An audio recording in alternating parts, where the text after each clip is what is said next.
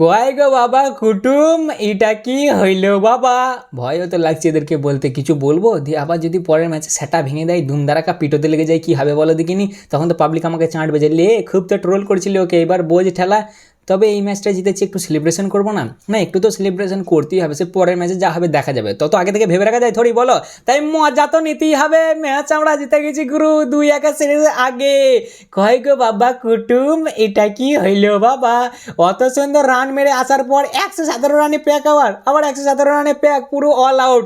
যাই হোক 20 ওভার অব্দি গেছিস, এটাও তাও অনেক ভালো ব্যাপার তোদের জন্য, কিন্তু আমি একটা কথা তোরা ক্লিয়ার করতো ভাই আগে, তোদের কাছে কি কিছু গলত সালাত আছে নাকি? ভূত ধরে তোদেরকে মাঝে মধ্যে না? মানে তোরা প্রথম ম্যাচে এমনভাবে প্যাক হলি, দেখে মনে হলে খেললা ফতেরা আর উঠে দাঁড়াতেই পারবে না, কিন্তু দ্বিতীয় ম্যাচে যা সেটা ভাঙলে আমাদের ভাই, আমার তো ভয়ে পা হাত তত্তর করে কাঁপছিল।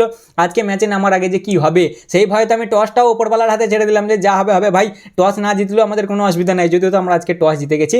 ওই ভাই আমি ওপরওয়ালার হাতে টস ছেড়ে দিয়েছিলাম যে যা হয় হবে ভাই, কারণ যাই করি এরা তো সেটা ভেঙে দিচ্ছে মেরে। কিন্তু আজকের ম্যাচে দেখো ও একবারে চুমু বোলিং ভাই, চুমু মন জয় করে নিয়েছে আমাদের বোলিং এবারে, বুঝলে?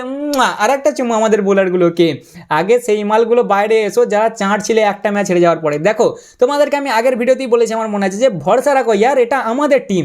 একটা ম্যাচে মার্কি খেয়ে গেছে, একটা ম্যাচে 7টা হোয়াইট কি হয়ে গেছে, একটা ম্যাচে কিছু ফুল টস কি হয়ে গেছে, তোমরা এত ভয় খাচ্ছ, আমাদের বোলারগুলোকে ট্রোল করছো। কিছু কিছু পাবলিক তো আবার এটাও বলছিল, দেখলাম যে হর্ষদীপকে বের করে দাও, ও অত হোয়াইট করছে, ওকে খেলানোর দরকার নাই, তার জায়গায় হর্ষিতকে খেলাও। দেখো আজকে দুজনেই খেলেছে আর একবার অসাধারণ টপ ক্লাস পারফরমেন্স দিয়েছে ভাই, মানে ফুল মজা এসে গেছে, বুঝলে?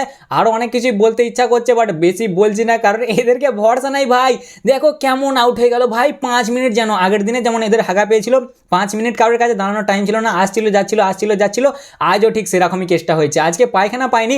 আজকে আমি গভীর রিসার্চ করে যা দেখলাম, এদের ভাই ওই ধর্মশালার ওই অত সুন্দর জায়গা দেখে এরা বলছে ভাই খেলা টেলা গুলি মারো, ওসব পরেও খেলে নেবো, এখনো 2টো ম্যাচ বাকি আছে, আপাতত আমাদেরকে ঘুরতে হবে।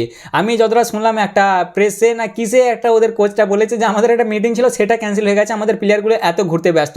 হ্যাঁ রে ভাই, মানছি তোরা ঘুরবি, ঠিক আছে, তোদের জায়গা ভালো লেগেছে, অবশ্যই ঘুরবি, কোনো প্রবলেম নাই, কিন্তু এত তাড়াহুড়ো কিসের ভাই, যে ম্যাচ এত তাড়াতাড়ি তোরা শেষ করে দিয়ে চলে গেলি? যদিও করেছিস ভালোই করেছিস, নাহলে আমাদের ব্যাটারদের ওপর তো আমার ভরসা নাই ভাই।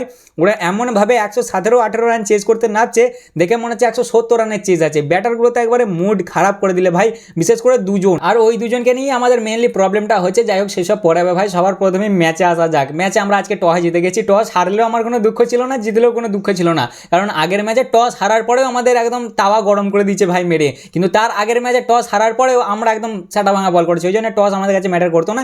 যদি আমরা টস জিতে গেছি দিয়ে বল পেয়েছি, আর বোলিং সে কি শুরুয়াত ভাই, একবারে চুমু বোলিং যাকে বলে, বুঝলে? একদম টপ ক্লাস বোলিং, প্রথম দিনের মতন। প্রথম ওভারই এসে আমাদের হর্ষদীপ খেপাকে কে আটকায় বাবা, ওকে অত ট্রোল করা হয়েছে ওয়াইডের জন্য, ও প্রথম ওভারই এসে রিজা হ্যান্ড্রিক্সকে দিলে ভাই ডাক করে পটকে, 3 বল ডাক মারলে রিজা হ্যান্ড্রিক্স এলবিডব্লিউ। হর্ষদীপ তো সেলিব্রেশনও দেখালো এরকম ওয়াইডের, ভাই সাহেবকে অনেক ট্রোল করা হয়েছে, যদিও ওই 7টা ওয়াইডের জন্য, মানে ও কাজটাও একটু আধটু ট্রোলের মতন করেছে, তাই অনেক লোকে ট্রোল করেছে, সেই জন্য ও রিভেঞ্জটা নিয়ে নিল। দেখো ভাই সাহেব, একটা ম্যাচে 7টা হোয়াইট কি করে দিয়েছি, তোমরা একবারে চেটে লাল করে দিলে ভাই আমাকে, দেখো আমি কি করতে পারি। তারপরে আমাদের রানাজি, ও হ্যাঁ, আমাদের দলে আজকে 2টো চেঞ্জ হয়েছিল, রানাজি এসেছিল বুমরার জায়গায়, বুমরার কি হয়েছে ভাই জানি না, আর দ্বিতীয়ত তোমার আকসারদার জায়গায় এসেছিল কুলদীপ। ও দুজনে এত সুন্দর বোলিং শুরুয়াত করলে রে। ডিকক যে আগের ম্যাচে সেটা ভেঙে দিয়েছিল আমাদের, তাকেই ভাই দিলে সেকেন্ড ওভারে 1 রানে পটকে, তারপরেই আবার 4 নম্বর ওভারে হর্ষিত এসে দিলে ব্রেভিসকে 2 রানে পটকে। ভাই সাহেবদের জাস্ট পাওয়ার প্লেতে 25 রানে হলো 3 উইকেট পড়ে গেল, আর সেখান থেকেই দেখে মনে হলো যে এদের আজকে হয়ে গেছে ভাই ঘটি বাটি, এদের গরম, এরা আজকে টিকতে পারবে না, এদের মন এখানে দাঁড়াচ্ছে না, অত সব ঘুরতে যাবে, ওই জন্য তো সব ফটাফটা করে আউট হচ্ছে। তারপরে আবার কে লেহার দিকটা দিলে 7 ওভারে পটকে, লাস্টে কুলদীপ এসে 2 উইকেট নিলে, এমনকি দুবে পর্যন্ত ভাই এসে প্রথম ওভারই বোল্ড করে দিয়েছে। মানে ভাই হেভি টপ ক্লাস বোলিং হয়েছে আমাদের আজকে, ফুল মজা এসে গেছে বোলিং দেখে, দিয়ে 117 রানে ওদের পেটি প্যাক করে দিয়েছি। প্রথম ম্যাচে করেছিলাম 74 রানে প্যাক, দ্বিতীয় ম্যাচে খুব মেরেছিল, 213 রান বানিয়ে দিয়েছিল, আর তারপর আজকে 170 রানে দিয়েছি ভাই সাহেবদেরকে প্যাক করে। বোলিং আমাদের একদম টপ ক্লাস হয়েছে আজকে। হর্ষদীপ তোমার 4 ওভারে 13 রান খেয়ে 2 উইকেট নিয়েছে, রানাজি 4 ওভারে 34 রান খেয়ে 2 উইকেট নিয়েছে, হার্দিকদা 3 ওভারে 23 রান খেয়ে 1 উইকেট নিয়েছে, ভরুণদা 4 ওভারে 11 রান খেয়ে 2 উইকেট নিয়েছে, দুবেদা 3 ওভারে 21 রান খেয়ে 1 উইকেট নিয়েছে, এবং কুল্লুদা 2 ওভারে 12 রান দিয়ে 2 উইকেট নিয়েছে। বার্থডে আছে আজকে ভাই সাহেবের, হ্যাপি বার্থডে ভাই সাহেব, ওই জন্যই গিফটটা দিয়ে হলো তোমাকে। যদিও ফিল্ডিংটা আমাদের একটু বাজে হয়েছে, একটু নয় কতই বাজে হয়েছে, অনেকগুলো আমরা ক্যাচ ছেড়েছি, বাট ঠিক আছে ভাই, ধর্মশালাতে লাইট একটু কম থাকে আর তাছাড়া অনেক ডিউ ছিল আজকে, ফার্স্টে টসটা যেতে আমাদের দরকার ছিল, জিতে গেছি। বাট ঠিক আছে, ফিল্ডিংটা আজকে ছেড়ে দিচ্ছি, বাট ছাড়লে হবে না ভাই, অনেক ক্যাচ মিস করেছে। তবে হ্যাঁ, ওদের ব্যাটিংয়ের দিক থেকে একজন স্যাটা ভাঙা ব্যাটিং করেছে, আর সেটা হলো ভাই ইডেন মার্করাম। ও অসাধারণ ব্যাটিং করেছে। ওই একটা ভাই যে দাঁড়িয়েছিল 2022-এর পর এই 50 এলো ভাই, অনেক দিন পর 50, 61 রান মেরেছে 46 বলে। ভেবেছিলাম আমাদের ক্যাপ্টেন সাহেব আজকে কামব্যাক করবে, কিন্তু আমাদের ক্যাপ্টেন সাহেব হেগে দিয়েছে। যাই হোক, 117 রান বানায় দিয়ে তারপর আমাদের ব্যাটিং আসে। ব্যাটিং একদম টপ ক্লাস শুরুয়াত হয়। টি20তে যেটা দেখতে চেয়েছিলাম সেটাই করে আমাদের খেপু প্রথম ওভারই এসে লুঙ্গিকে দিলে একটা 6, প্রথম ওভারই 16 রান, দ্বিতীয় ওভারেও 16 রান, একবারে পোল মজা এসে গেল ভাই দেখে, বুঝলে? আমরা খুলে দিতে লাগলে কি মারটাই না মারলে।